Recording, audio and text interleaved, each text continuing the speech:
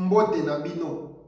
Jambo eno, Betwabu, mbote na beno. Nazali wa bino Patrick Chimanga, tata ya Mayangani, mwana ya mama Christine Kalanga, mpe boye malamu na Mayangani na politiki. Toleki mbala moko na maeto kolobela na kati na Mayangani na politiki na biso lelo. Tozo kende na kolobela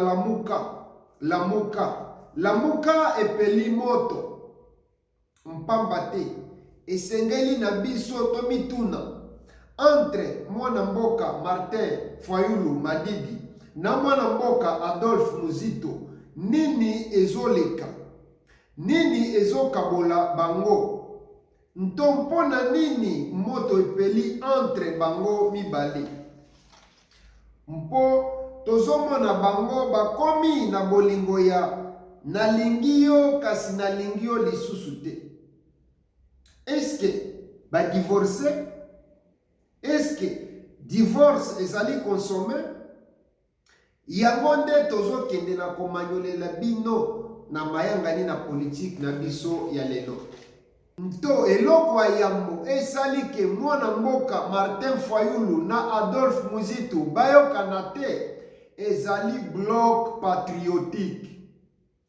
Oyo na kati ezali composé na ba force politique ya kokesana. Mpe na peperdento Joseph Kabila azali na kati.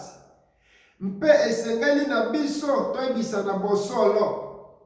Monsieur Joseph Kabila yende patron ya bloc yango.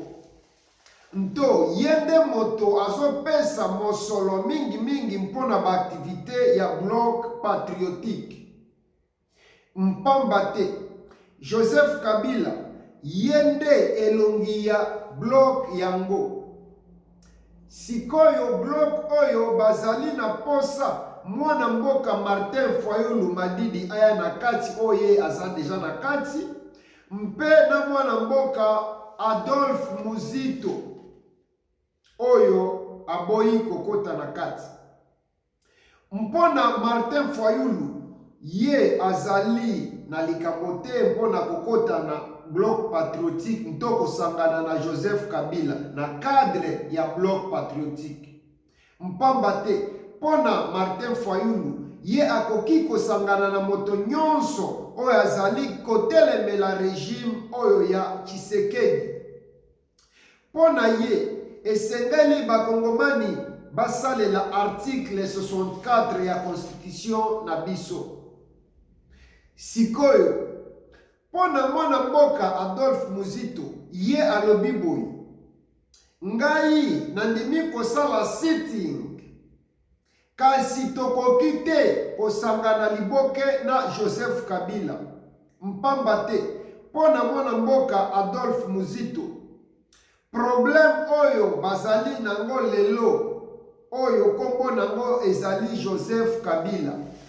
Mpamba te pona Adolphe Muzito na Martin Fayulu bafundaki Joseph Kabila libosoke ayibaki pouvoir na bango mpe akabelaki yango Tshisekedi nto Félix Antoine Tshisekedi.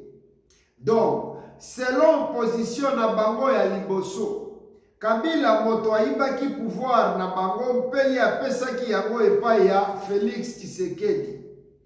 Pona Adolphe Muzito ye azali bobele na position na bango ya ebandeli oyo bazalaki kolobake Kabila moto aibi pouvoir na bango.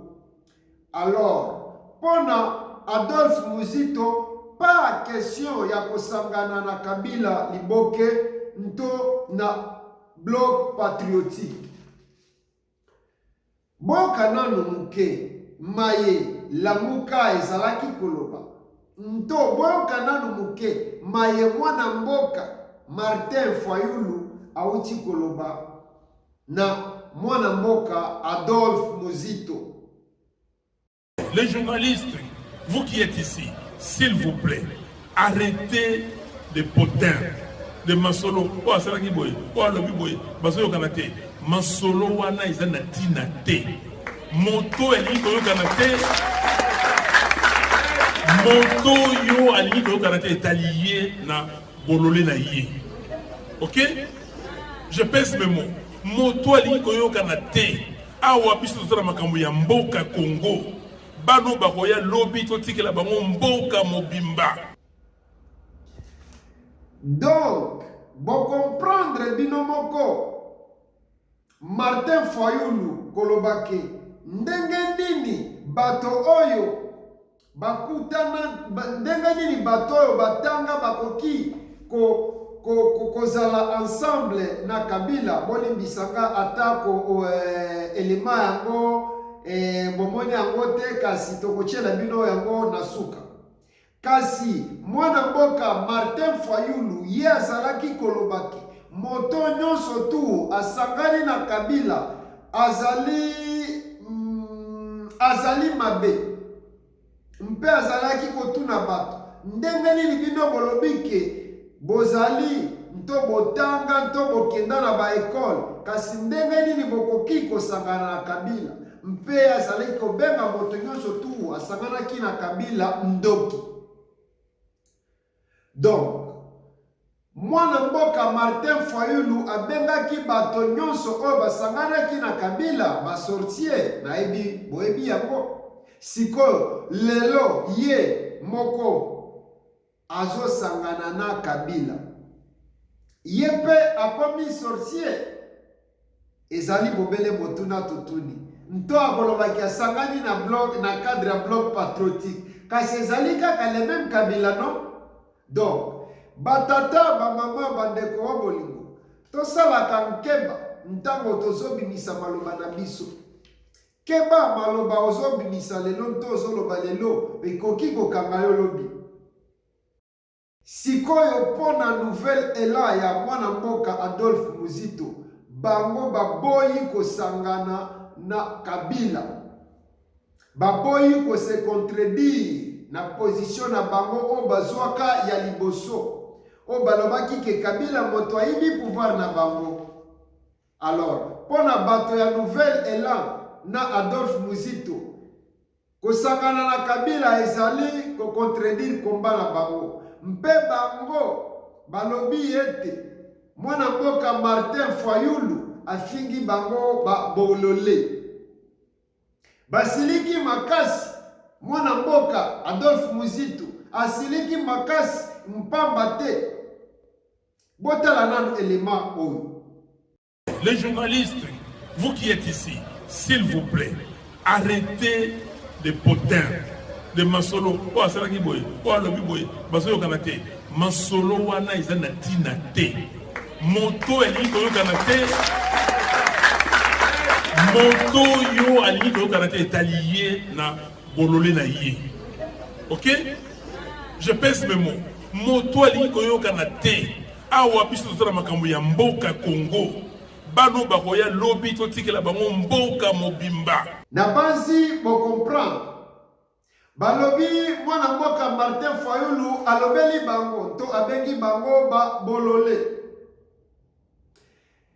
Balobi Fayulu azofinga bango mpo baboyi kosangana na Kabila na bloc patriotique.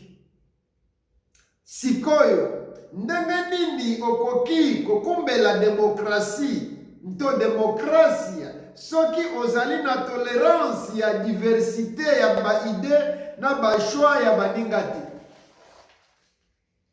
Batata bamama bandeko wa bolingo ezali kaka Martin Fayulu te moto asangani na Kabila. Moïse Katumbi pe ye alobaki ke pas question ya kotraite na Kabila nto pas question kosangana na Kabila. Alobaki Joseph Kabila azali problème à Congo. Joseph Kabila yendele mal à Congo. Kasi avant-hier basalaki mayangani ya mwindu tolobelaki yango na mayangani oyo echoleka. Bakendaki kosangana oyo basalaki messe nto mayangani ya mwindu. Mpe bazoloba réconciliation. Batata bamama bandeko wa bolingo oyo nde instabilité ya bapoliticien congolais nto instabilité ya homme politique ya Congo. bazo changer ba position ndenge ba changeaka ba sous-vêtement na bango. Donc lelo bazali na position ya pembe to sous-vêtement ya pembe, lobi bazali na position ya mwindo to sous-vêtement ya mwindo. Donc instabilité ya ba homme politique na République démocratique du Congo ezali mawa. Donc na Congo ba politicien ba changeaka position selon ba intérêt na bango, pas selon l'idéologie, pas selon les changements, kasi selon ba intérêt na bango moko mpe na bana na bango na ba famille na bango. Ezali mawa mpe pasi. Kasi sikoyo esengeli totala bloc patriotique. Est-ce que Moïse Katumbi akoya na kati ya bloc patriotique? Ezali mituna esengeli to mituna batata ba mama bandeko wa boli. Mpamba te Moïse Katumbi azali na kati ya union sacrée, mpe azali na opposition. Azali lokolo moko na pouvoir, lokolo moko na opposition. Donc possibilité ezali ya koki na ye koya na kati ya bloc patriotique. Kasi en même temps azali na union sacrée, mpe azali na opposition, mpe na bloc patriotique. Ezali possible, tolobi possibilité ezali, mpamba te oyo nde lolenge ya ba politicien congolais. Nto ba politicien tozali na bango na kati ya République démocratique du Congo. Donc batata ba mama bandeko wa bolingo tosuki awa mpona lelo mpe na banzi ete na manyweleli bino malamu mayemanso mazali koleka na lamuka entre mwana mboka Martin Fayulu mpe mwana mboka Adolphe Mozito. Mpe na pesi mbote na Pichu Image, na pesi mbote na Salon Batatu epa Jibe, na bosani te Jack Boer, Roki Kalonji. Nazali wa bino Patrick Chimanga tata ya Mayangani. Mpe tomonani mbala sima na Mayangani na politique. Merci beaucoup, mpe goodbye.